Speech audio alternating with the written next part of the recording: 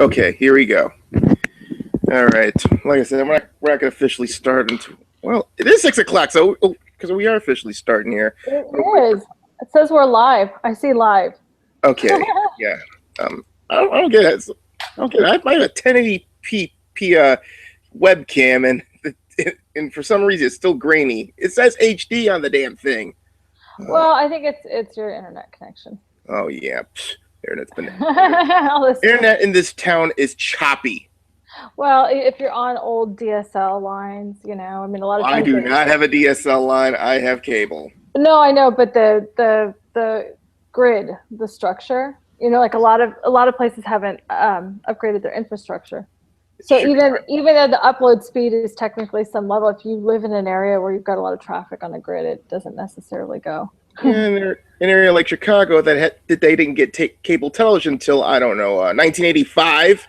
Right. Oh boy. Right. Yeah. This is a known fact that I figured out just recently, that we didn't get cable till like 85 because, you know, it's like it's like you're gonna take public airwaves and all that BS. But then again, it's Chicago. Did you turn on the chat? No chat. I don't see no chat. I'm trying to figure out here. How do you turn on? Oh, I think you had to do it before. That's okay. Oh, all right, here. So let's see here. Anything else before we get started here?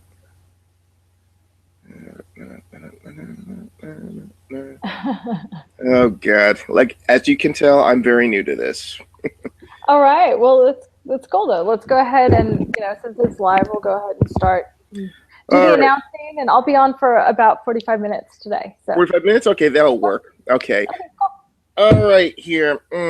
So, in case you people haven't been, oh God, I'm flubbing all over the place. I look like Obama without a teleprompter.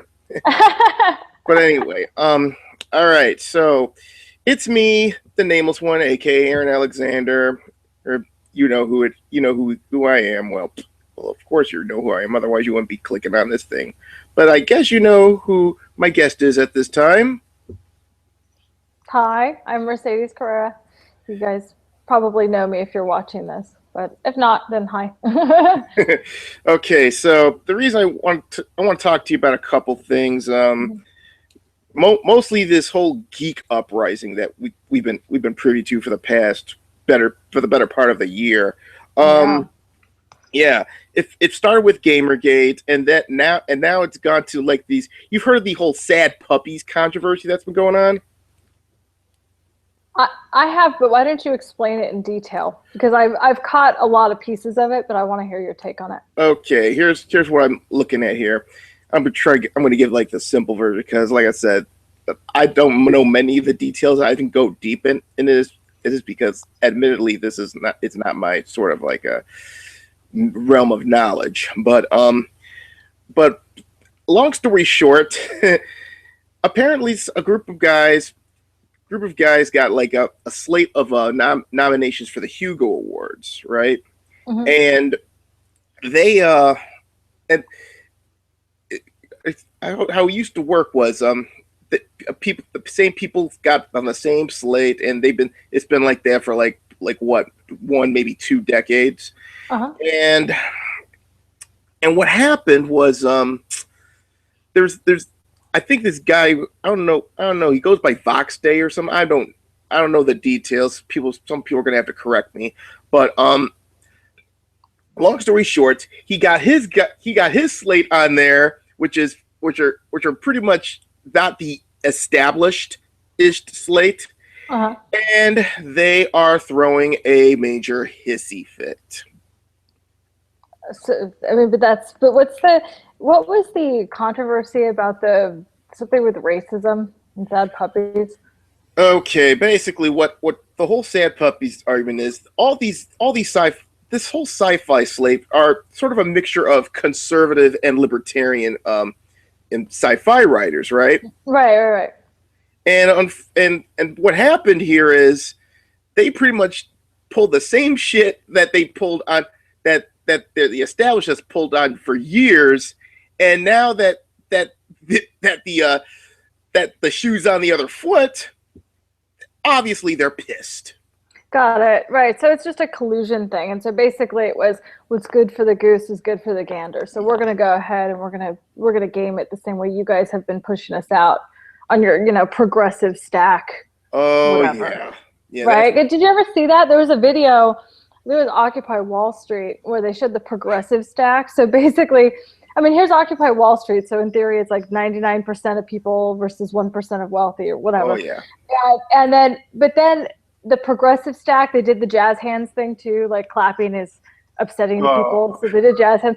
But they did the progressive stack, which this is the first I'd ever heard of it, where basically if you have a question or you have something to say, and the progressive stack is like a minority female or a handicapped minority female will get to go first, even if like an able-bodied white man had been waiting for half an hour to say something, because they were giving preference to people in kind of an inverted progressive. It was, I mean, which is so weird to me, because I'm like, how are you? I thought this was a socioeconomic thing, and it really turned a lot of people off from Occupy Wall Street, I guess. I wasn't part of Occupy Wall Street. It was just something I saw post facto. Well, it was something I saw afterward, and you could see where it's kind of the same thing. Like if they're like, this should be about science fiction, and then it got gamed. It's been gamed one way per a progressive stack or what have you, and then now it's those same people are fighting back. I mean, this stuff gets really complicated really fast, and I think one thing that the media didn't account for with a lot of the geek wars is that you are dealing with people who are intelligent, who are well-read on the issues, and who are honestly almost obsessive compulsive. And I throw myself in that camp. Like when I get on an issue or a topic or something I want to win, I'll go all in until the very, very, very end. And a lot of the journalists and people who are involved in the collusion forget that the gamers and the sci-fi enthusiasts and the comic book enthusiasts, these are people who are generally conditioned to like care about little details. Like, how else could you remember all the stories on comic books? Yeah, really. And the problem with culture nowadays, it's become too politicized. I mean, before all this started, gaming and sci-fi were sort of apolitical. I mean, it's like we don't give a fuck. It's unlike how the movie industry, the music industry has been. It's always been politicized, mostly by a progressive slant. I mean, that's why I don't even watch the Oscars anymore, is because, it's like, you might as well put that shit on MSNBC, because it's a bunch of politics and bullshit. I'm like, I want to see who won the award for fucking Best Picture. Right. Right. Well, and I mean, that's always been the joke. I mean, and I'll get in trouble for saying this, but I don't care. Oh, you ain't gonna face any flag here. Trust me. Oh no, but I do. I mean, I just generally do.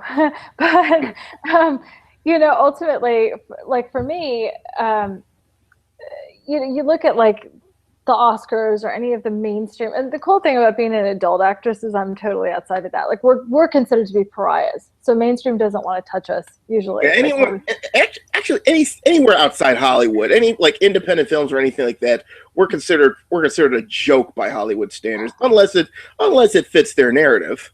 Right, exactly, and I think that's kind of something where, like for me, if you look at Hollywood, like if you look at who wins awards, it's totally progressive stack. Like you could have a great film, like The Wolf of Wall Street was a great film, and it didn't win awards because it's about white stockbrokers in the 80s, and they really push on they want to award people. It's like, oh, we told a story about a war, we told a story about slavery, or we told it's some progressive story, something like that. Those win the awards.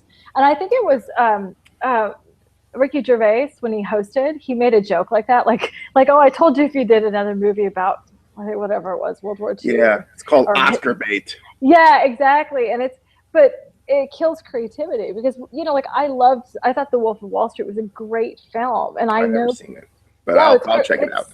Well, I know people who worked in that environment in the 80s, so I've heard their stories about Wall Street.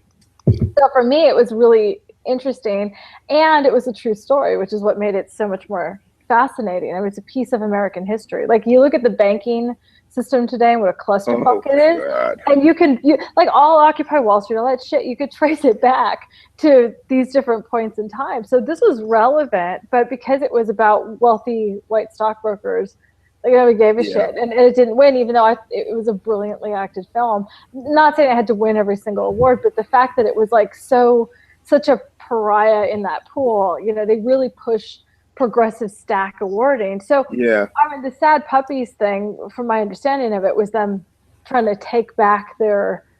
Yeah, they're basically taking back the award shows that it should have been. Right. Which, you know, I think you have like this little clique of people who are just so progressive, and they get to pat themselves on the back for being so progressive, and then it's at the cost of lots of other forms of creativity. And I think that's why the geek culture exists, because part of it is just, you know, not all of us who are resistant to that are, you know, white men who just don't want to hear it because of racism. I mean, like, in theory, I should be the most amenable to progressive stack. I'm a minority female, you know, I should get all the progressive stack cards except for the handicapped one. But I don't, you know, I don't get that. I don't care, because to me it should be about, like, I can't rise in society unless all of us rise in society. So to hold down white males is not going to put me any higher. It's just holding them at the level that my ancestors were at.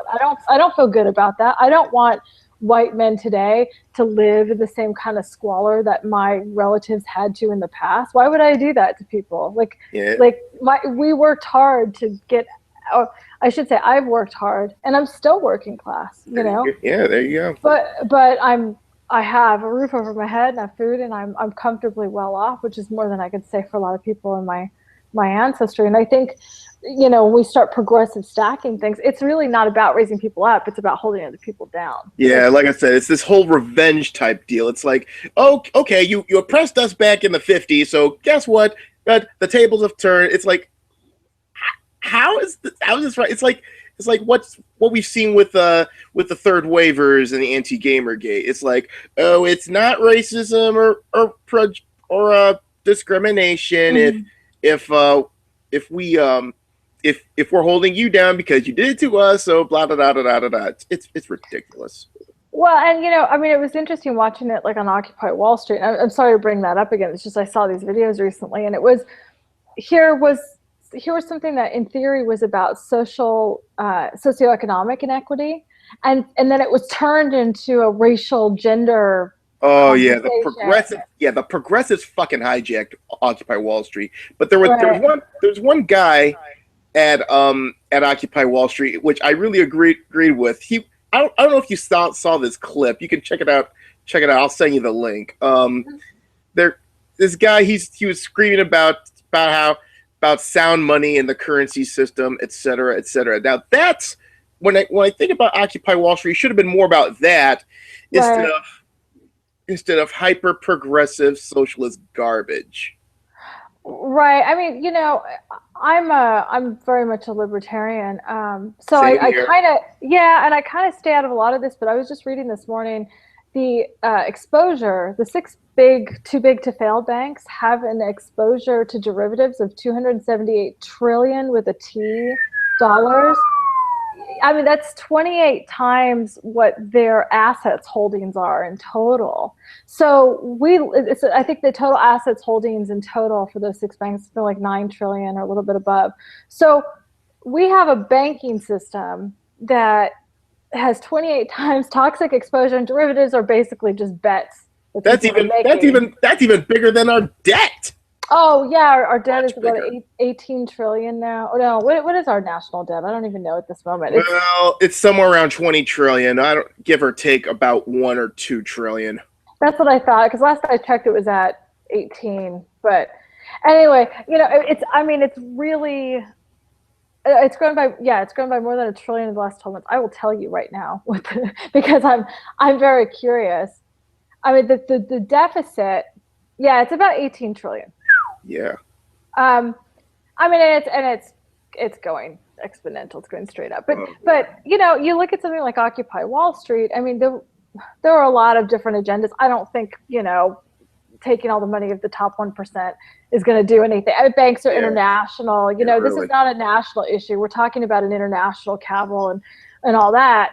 And you know, I think this is where people miss the mark, is you start looking at like things like privilege, like the idea that white men are inherently privileged in our culture, unless they're part of some, you know, international banking class of people, which by the way is like all races are involved in those kind of collusions. Everyone's involved. So it's not like we can blame white men are running the planet. Well, not really. I mean, banking structures or whatever they are, but that's who has the money, and whoever has the money has the privilege. So, you know, when you dilute things like they've done in geek culture, and then like they've done they didn't Occupy Wall Street. I mean, they lose a valuable message. At the time, I understood why Occupy Wall Street existed, because at that time, the train was starting to run off the cliff. And now I'm looking at a chart. I wish I don't know how to share it, but I'm looking at the total public debt of the United States, and I mean, it's going exponential. And it's shooting up like it's like a goddamn rocket ship. Yeah, exactly. And this is a big issue, and instead, you know, it really kills me that progressives want to focus on things like race inequity. And look, the average white guy I know is not any better off than me. Is not any better off than the average working class person who in this country is living paycheck to paycheck. I mean, that's really, to me, that's a bigger concern. And like in California right now, we're in year number 4 of a drought. And we've got I've heard about that. Now you can't take showers like any longer than like what, 5 minutes? And the problem, people are not adhering to it because, you know, there's no water allocation. People are just doing whatever they're doing. But you know, we have golf courses. The most of the water is used for agriculture, but we want that because I think they grow something like 40% of the country's produce in California. And this year the farmers can't grow, so they're not going to grow food. We literally have 1 year's worth of water left in the reservoirs for the state. God. And we didn't get any snowpack this year. And I don't think people realize, like, these are really big issues, like big issues. And if we don't have water, people are going to have to leave the state. I mean, it's an absurd system anyway. People having swimming pools. Well, if you want my opinion on the whole thing, I've read about this. I think it's by design. I don't mean to sound like a tinfoil hatter, but I think it's fine. I mean, well, you know, and actually, if you look at the way they do the water rationing, I mean, who knows why there's a drought for 4 years? Nobody, like, is it cyclical? Is it who the hell knows? But what we do know is that Nestle Corporation has all these grandfathered rights to water, so they're making a pretty penny selling water. So in other words, it's sort of like they're pretty much trying to take people's water rights thanks to the California government. Yeah, well, they do have them. They have had these water rights, and they are selling the water at a price. A lot of farmers are selling the water instead of planting because, again, it's more profitable. So when you start looking at that kind of crony capitalism, it's like, well, people go, well, it's more profitable to sell the water than grow the food. Well, what's going to happen to the food prices? And you're talking for the whole country. Yeah, you know, you're not just talking the food for the farmers, for the people in that region. You're talking 43% of the produce in the States. So. Yeah. So then what? And then the only best way you can handle this is if the Midwest picks up the slack.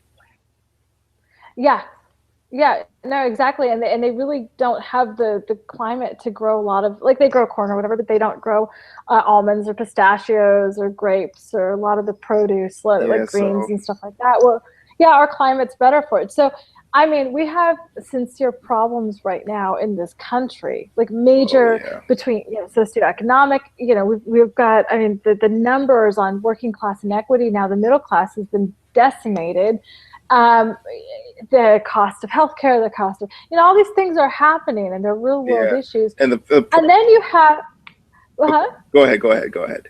Well, you have this progressive class of people who want to focus on bullshit. It's frustrating. Yeah, it's like what I said in my early video about when I talk about Tim Schafer. It's basically watch the birdie. Hello? Oh, you just cut out for a second. You said we watch and then it cut out.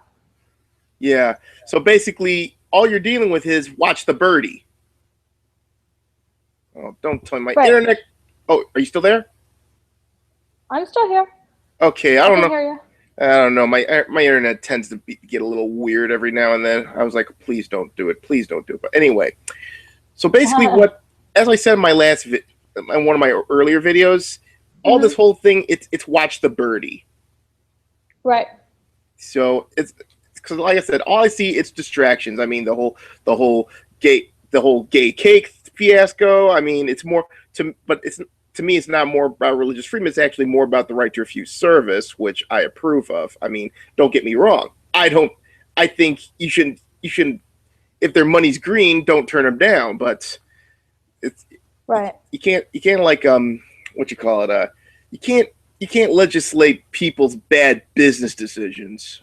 No, and I mean, well, that's we're seeing that now. We're seeing it's funny because what we see right now with the progressive kind of mentality is we have the progressive stack of like gender, race, blah, blah, blah, PC. And then you have, in the same breath, those same people want to bail out the too big to fail banks. It's very curious to me because I'm going, well, wait a second, which is it? Are we giving out corporate welfare? They're like, well, let's just take care of everybody. And I'm going, well, fine, yeah, I totally agree. Take care of the people, fine. I mean, people complain about things like welfare and all that. And, those things cost money, but they don't cost $278 trillion worth of derivative debt. It's if you look at the numbers on it, yes, it's costing us money that people are not working. Yes, well, you know what? We knew that was going to happen when they moved all the jobs out of this country. Well, that was predictable.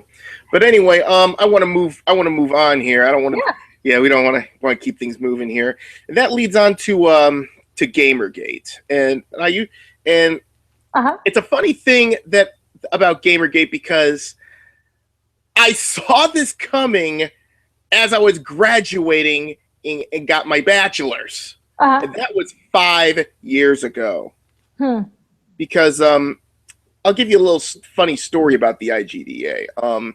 I went over there to one of their meetups around, I don't know, it was sometime around it's sometime after I graduated, so it could be late 2010, maybe early 2011. So I went over to their meetup, and me, when it comes to game design, I'm a big dreamer. I basically like to dream big, like I said, I think there's nothing wrong with being ambitious.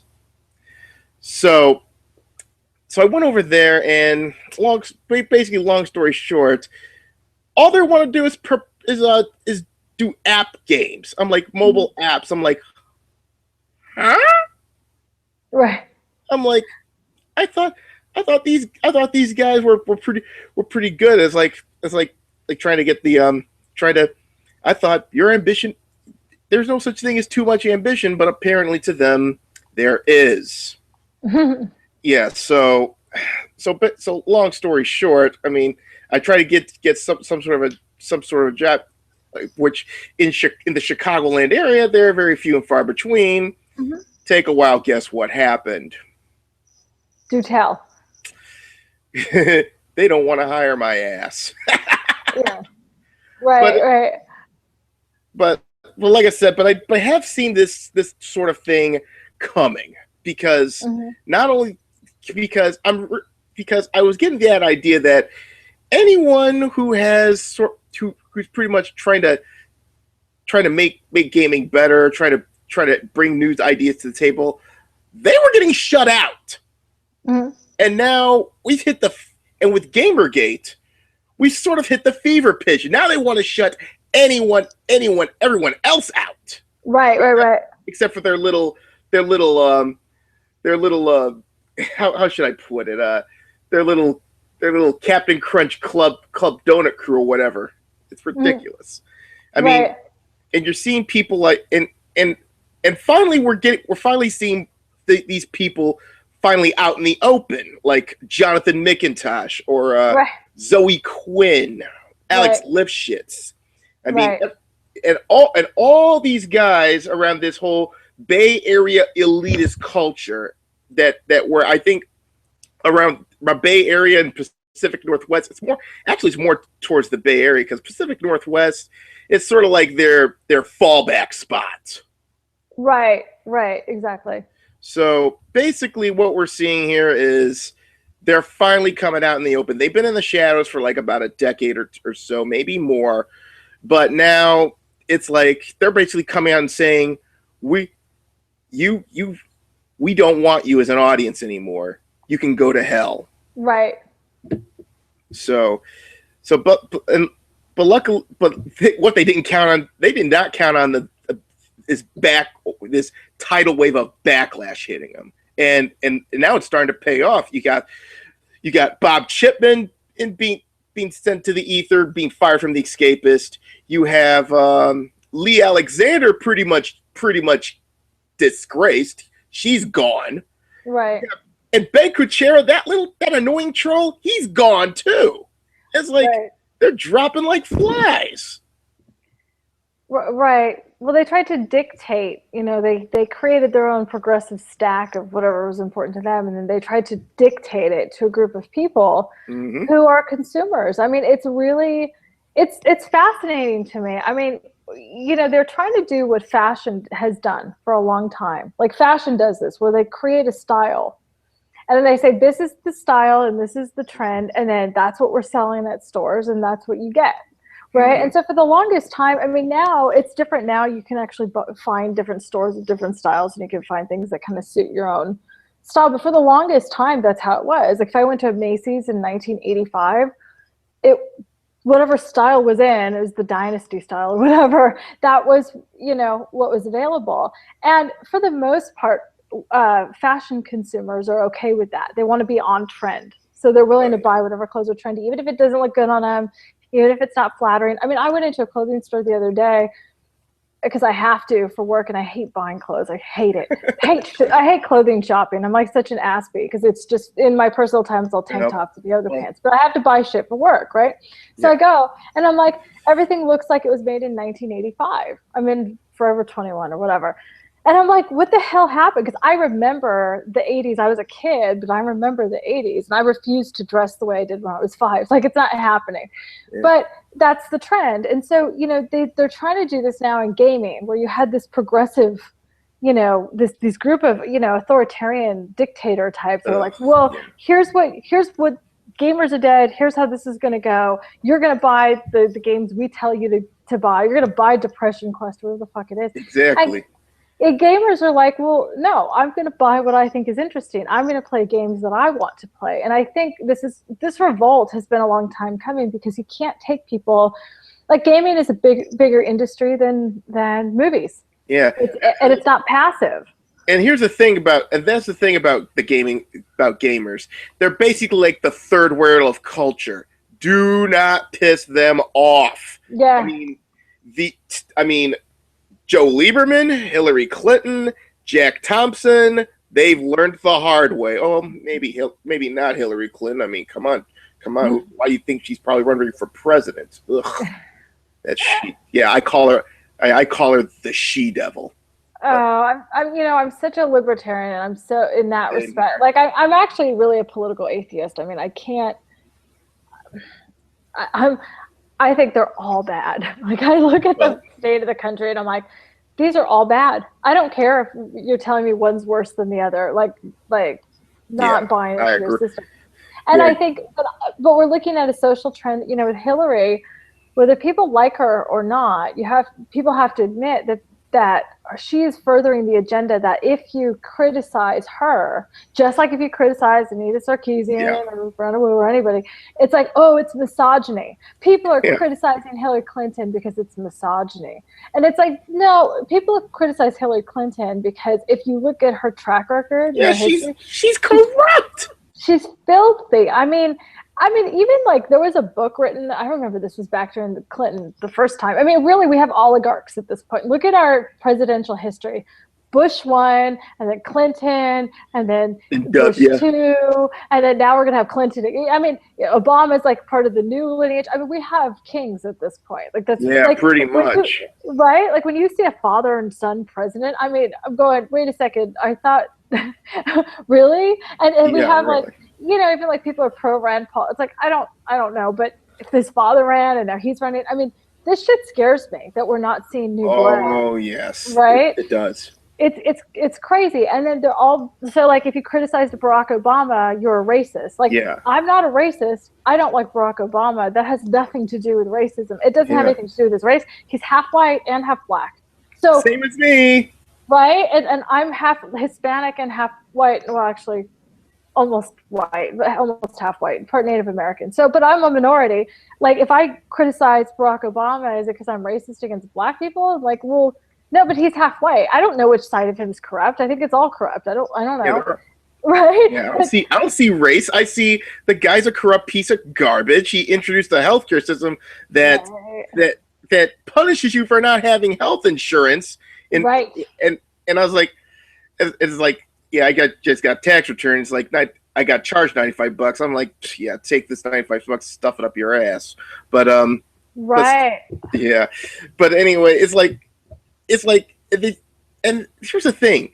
This is what I keep trying to tell these progressives. I even have fights with my family members over this shit. They're lifelong Democrats. Right. I ask them, if all this shit is so good, then why are they forcing it on us? Right. I mean, Jesus Christ. I mean, I don't want a part of it. I have a credo that I live by. Don't try to butt into anyone else's life, and don't try to butt into anyone else's finances. And the government, as of late, has been violating those two tenets. Oh yeah. It's and I think this is where we're seeing it as a culture. I mean, this is where it ends up, coming full circle back to gaming and GamerGate and stuff like that. Is you have a culture now in the United States that if something is deemed to be progressive, then it's considered to be okay to be authoritarian about it. So health insurance is the perfect example. They said, oh, it'll be health care for all. Well, no, health insurance and health care are two very different things. And so if I go to get health insurance right now, I mean, it's like $300-400 a month for me alone to have a $10,000 deductible. Jesus. Yeah, because California is very expensive. And I didn't know this at the time, but warning to anybody listening with Obamacare, if you sign up for Obamacare, which just the name itself, like calling it Obamacare, it's like reminiscent of Kings. Like, it's tutor care. Or it's like run away. Yeah, it's basically international sign of run away.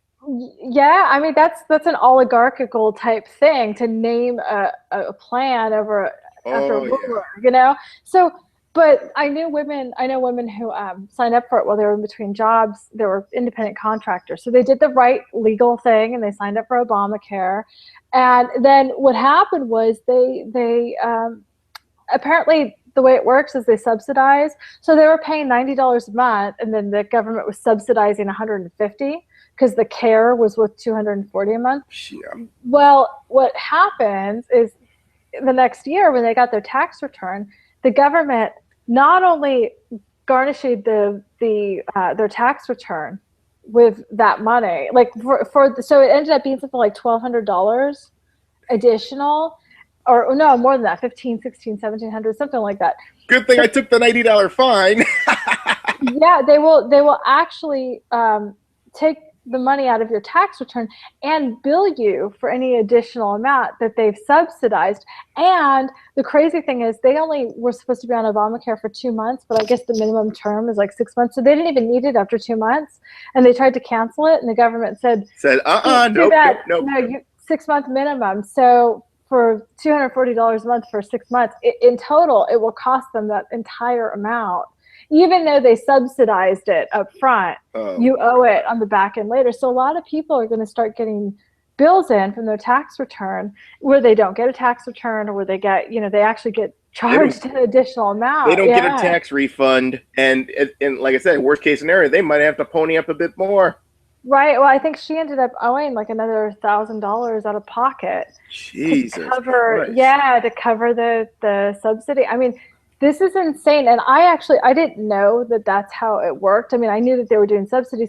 California has had, they have their own Medi-Cal system for people below the threshold of poverty. So in this state, it already existed in that rudimentary form. And a lot of doctors would take Medi-Cal because the pay, I think it's Medi-Cal. Yeah, it's not Medicare. So So now with Obamacare, actually a lot of doctors are opting out of, like they said something like 80% of doctors want to leave. And you know, this is what happens when you're mandated under like progressive. I'm not an expert on Obamacare. All I know is I'm hearing anecdotes from a lot of people about how they are personally being negatively financially affected. And it's the same thing with, like, if people want health insurance needs to be, if health insurance companies want us all to buy it, then they need to make it competitive. They need to make it useful, because a lot of people that I know don't have health insurance because by the time they pay the health insurance, you still have a $10,000 deductible. They're like, you know, fuck it. I'll just take my chances. I'd rather not have it than pay, you know, $4,000, $5,000 a month out of pocket to still owe 10 if something major happens. Really. It doesn't make sense. So that's why people aren't buying it, because so instead of, you know, people say, oh, this is, you know, we live in a capitalistic country. We really don't, because they're mandating us to buy things. That's like Soviet Union right there. The Soviets, I think, actually had socialized medicine. So you actually, if you were a citizen, could just go get healthcare. Like Cuba has that. You know, like you don't need to have insurance. I mean, it's rudimentary, but I'm not saying that communism is the way to go. I'm just saying that to compare it to that, I'm like going, well, actually, in some ways, theirs was better, because if I have insurance, I still have to buy insurance, and then I still have to wait and get approved through my HMO doctor to go to a specialist and wait a month. You know, everybody was afraid if we went to socialized medicine, like it would somehow degrade our healthcare system here. I don't think that's something that happens. Like I said, there's a lot of weird stuff with healthcare, and that's the problem. It's like too many people got their hand in their pocket, and then the other alternative is it's either way, it's a clusterfuck. But anyway, right? No, it totally is. Yeah. So anyway, let me move on to a lighter topic here. But it does relate to what we've been talking about. First off, before I go on, do you play tabletop games? No, I don't actually. No? Okay. I talked to you about this like bits and pieces through direct message. Now you already know that I'm having a tabletop game coming out called RoNIN, right? Yes, I'm aware of RoNIN, so I get to play RoNIN once it comes out. And since you have never played tabletop game, that's the good thing about it. It's like anybody can play. The rules are very easy to follow. At least I try to make it to that point, because, like I said, even though I do lately, I've been doing a lot of D&D, but like I said, I've always been interested in it. But like I said, I never got around to it up until now. But cool. But anyway, but the whole backstory with RoNIN is it's sort of like how things are right now pretty much turned up to 11. Mm-hmm. And then you add a bunch of organized crime. You have a lot of cyberpunk elements, and let's just say it basically turns into sort of like Blade Runner, except no flying cars and a lot of combat armor and shootings. Interesting. Yes. That'll be cool. Yeah. Did you check out the website? I haven't. Yeah, you should. It's RoNINRPG.com. You can check that out. But a little known fact, and most people don't know about this yet. I did a character based on you. I have seen that, which is so cool.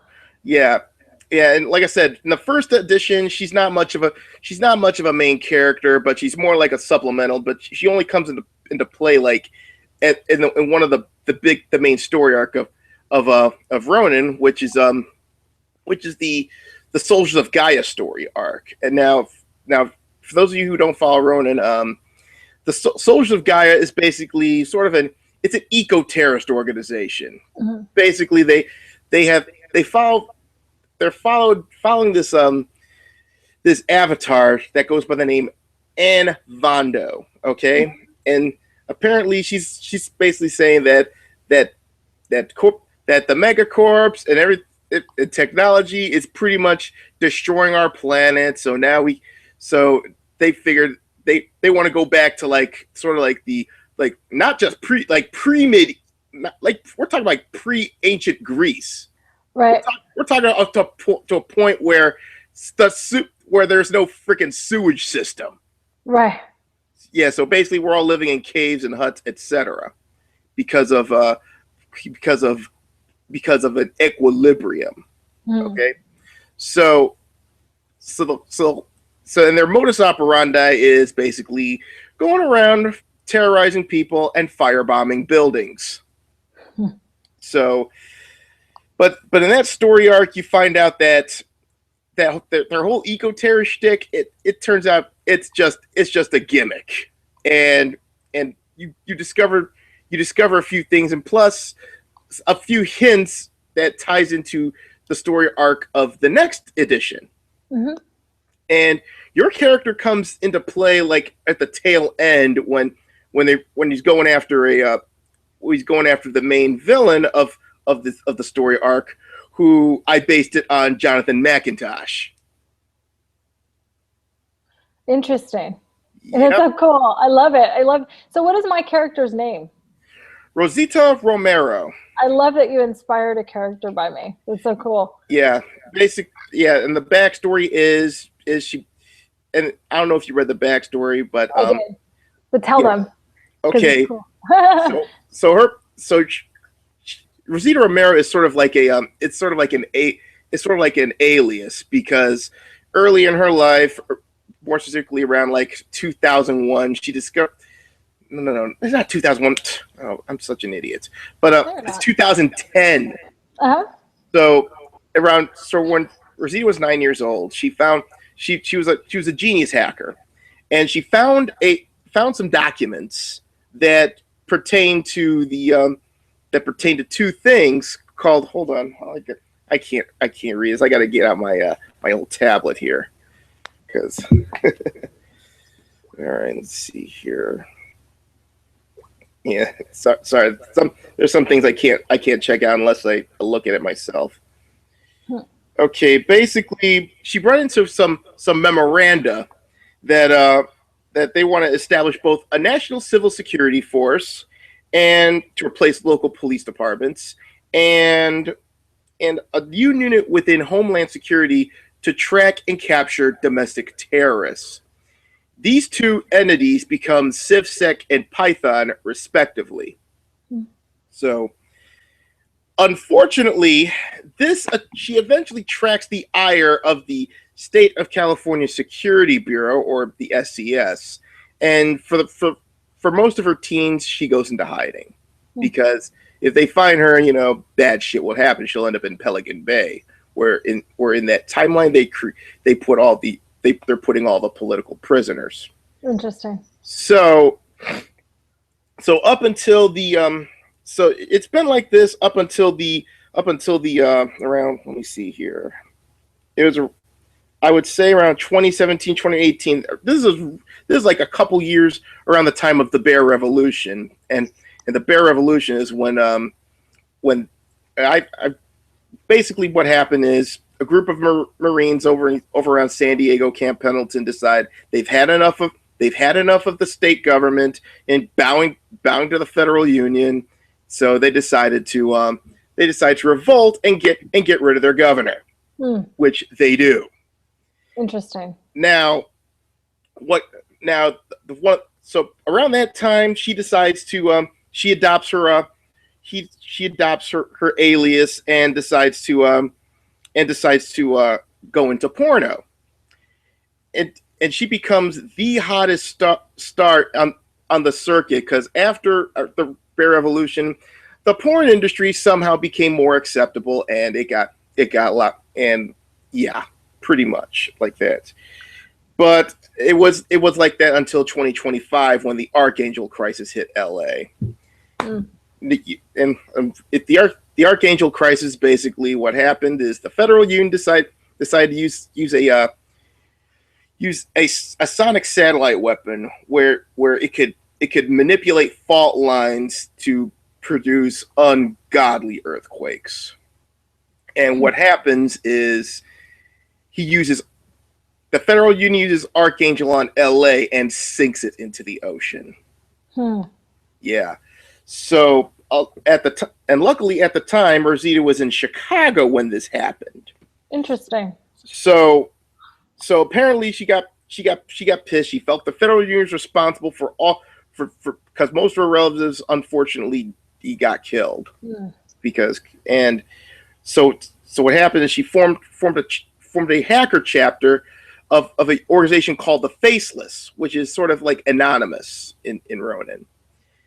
And she continued on to in her porn career until 2029 when she decided to become a politician, and she eventually becomes she becomes alderman of Logan Square, which is a neighborhood in Chicago, in 2031. So she's already she's closing out on her second term as alderman when RoNIN starts, and she's the favorite to become chief alderman because the independent city of Chicago is run under a parliamentary system, and they abolished the position of mayor because it, of course, due to its legacy of corruption. And basically, aldermen get to elect the chief alderman. So basically, it's sort of run like how Britain runs their parliament. And like I said, there's and of course the element here is there's not much corruption because if anybody steps out of line, someone's going to put a contract on them, and RoNIN is going to either put him up dig up some humiliating stuff that'll get him to resign, or if those options don't exist, yeah. So that's pretty much the gist of your character right there. Interesting. I love it. Well, I appreciate you filling me in even further. I had read through some of it, but I like hearing it directly from the person who kind of created it. And one thing I was just thinking is I really appreciate how, I don't know, it's easy for people to criticize or critique from the outside. People like Sarkeesian have made a whole job out of criticizing people who are actually creating things. But, these characters, when developers like you do them, they really come to life. And that character that's my character that's kind of inspired by me has all of this intricacy, and so do all of the other characters in the game. I mean, mine's kind of peripheral, but there's so much that happens.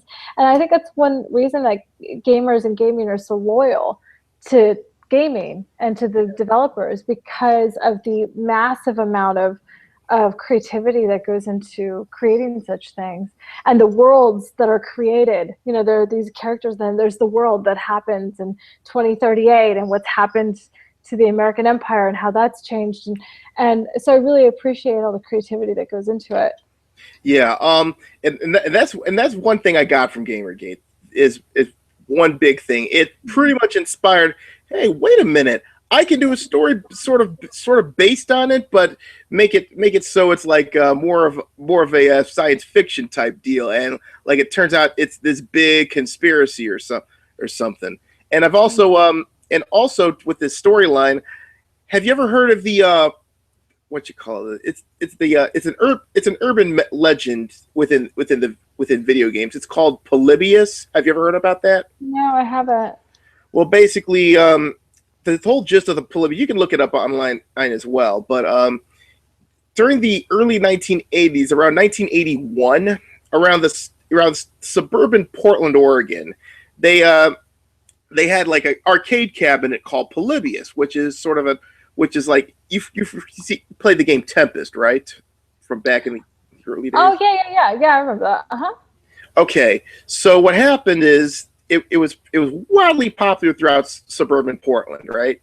And the problem was that the people that played their game, they were getting like subliminal message, a lot of weird lighting effects, and it caused them to get like night terrors, like very like anxiety, maybe some physical, some sort of like mental or emotional problems, even to the point where a couple of them ended up committing suicide. Right. So, and what happened here is, and the interesting part of the story is, you know how arcades collect their money. They have someone come in, open their coin box, and get all the change that was put in for the day, right? Mm-hmm. Yeah. Now, apparently, some MIBs came in here, like men in suits. Instead of going into that coin box, they actually collected data from there. They didn't even collect a red cent from the game. And what happened is they took the data and left. And then after a few months, when Polybius was introduced, it's just as quick as it came in, it vanished. Really? And ever since then, there has been sightings here and there of the arcade cabinet, but it's like they appear and disappears quick, like in a very short span of time. Really? Okay, that's interesting. Yeah. So what I did was I took the myth and turned it into some sort of into a major or device, because in RoNIN there's actually 3 versions of it. The first one was where the myth centered on in the early 80s. The second one was they introduced that strain in several entertainment and in several forms of entertainment throughout the late 2010s. Around 2018, this is like after the federal union has been formed. Oh, got it. Okay. So what they did was they manipulated their brainwaves, and all of a sudden there's been massive recruitments into Python and CivSec. Because around that time, a lot of states already said, we don't want anything to do with the federal union. They all left, but it was slowly over time, and then so they used that as sort of a recruitment tool. Because let's just put it this way, clones weren't perfected. Now, the third version, and this is where the second edition centers around. It's more or less basically they're gonna use some sort of mind control, like you've heard of like in Call of Duty Black Ops. I mean, I know, blasphemy for bringing up Call of Duty, but anyway, I like Call of Duty. Shame on you. I know. Anyway, but anyway, in Black Ops, it centers around this guy who sort of becomes like this sleeper agent due to like some number station, right? And in fact, this number station I'm going to put in with RoNIN eventually.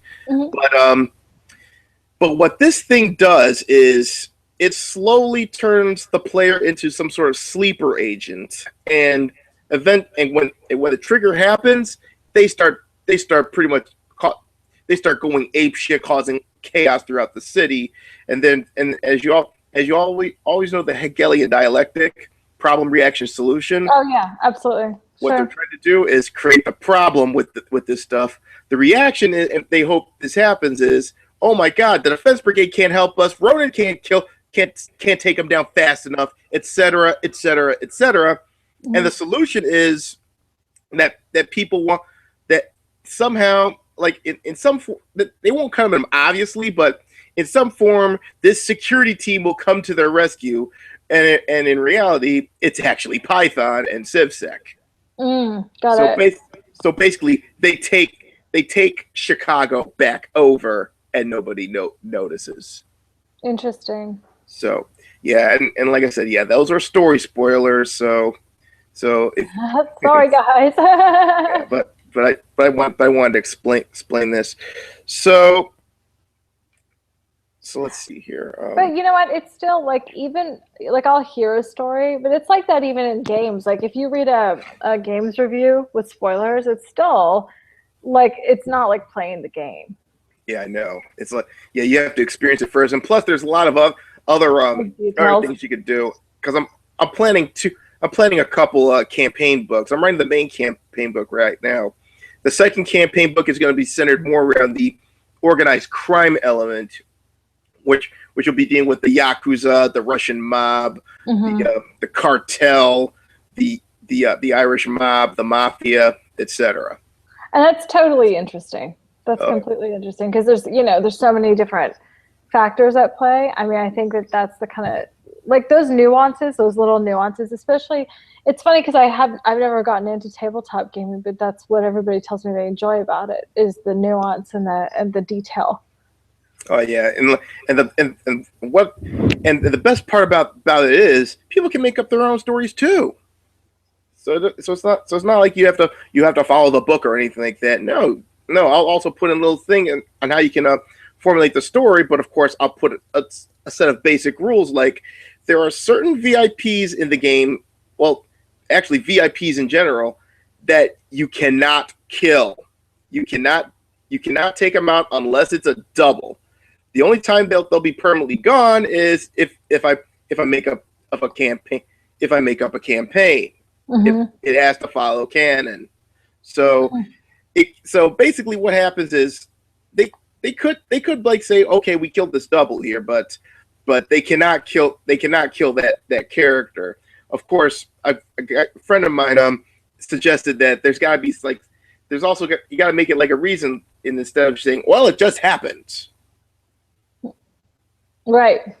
Yeah. That's cool. That's cool, though. I mean, that's what's so interesting about this. I love hearing the stories directly from the developers too, because I think that because you have such an intimate knowledge, they're really alive for you.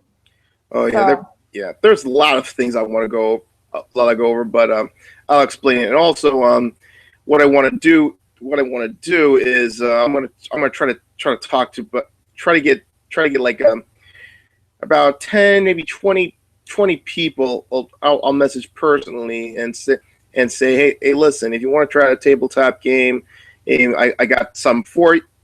I'll give it to them. I'm going to give it to like popular personalities just for the simple reason that I want to put it, filter through them, and they can put it through their fan bases. So the word spreads, Yeah, totally. I think that's a great idea. And I think, by having characters inspired by, because, I think it's important to be clear, like your character's inspired by the one that you made. Rita is inspired by my story. She's not me though. It's not my likeness. It's a similar character. Well, instead of your engineering background, she's got a hacker background. Right. So she's kind of a similar character. And that's what's fun about a lot of these characters too, that they're inspired by real life stories, but they're not necessarily like, I'm not overlaid into it. It's an interesting type of, it's a unique take on it. Yeah, it's a meshing of like something that's otherworldly or not happening in this realm.